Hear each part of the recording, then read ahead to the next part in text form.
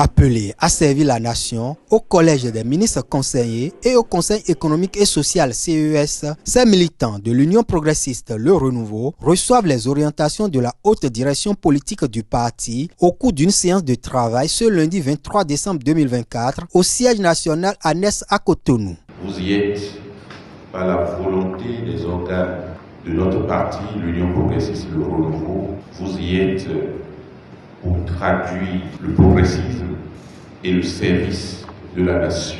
Vous y êtes pour représenter chacune et chacun de nos concitoyens.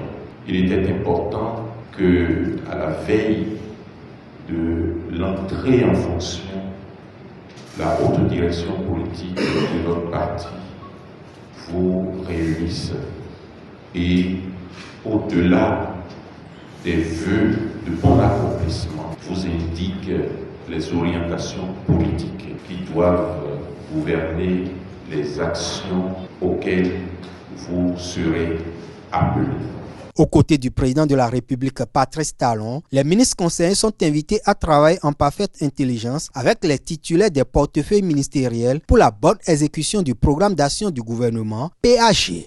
Le président Diogbenou nous a rappelé une autre implication qui est celle de notre mission, qui est une compétence nationale. Également, il nous a donné comme implication le bannissement des contradictions politiques.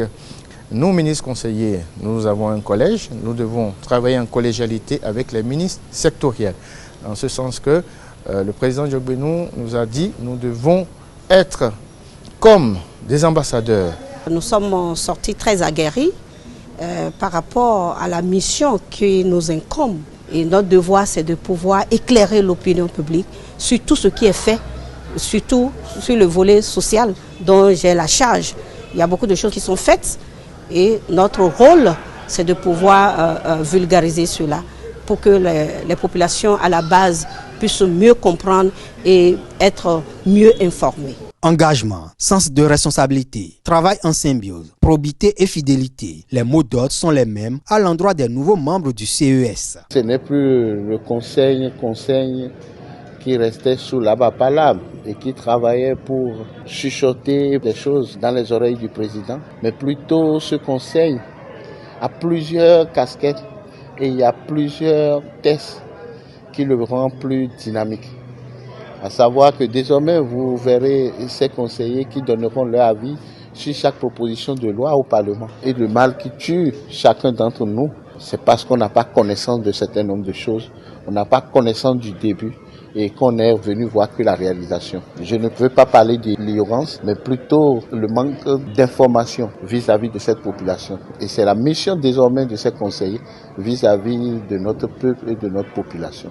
Le président Diogbenou félicite et reconnaît les mérites de ses membres du parti proposés et nommés à ces différentes fonctions. Je voudrais encore une fois saluer votre militantisme, saluer votre fidélité, saluer votre abnégation et saluer la compétence qui a été recherchée et retenue en chacune et en chacun de vous. Avec cette séance d'échange, l'Union progressiste Le Renouveau met en branle ses ministres conseillers et membres du Conseil économique et social pour un meilleur accomplissement de leur mission républicaine. Et c'est parfait.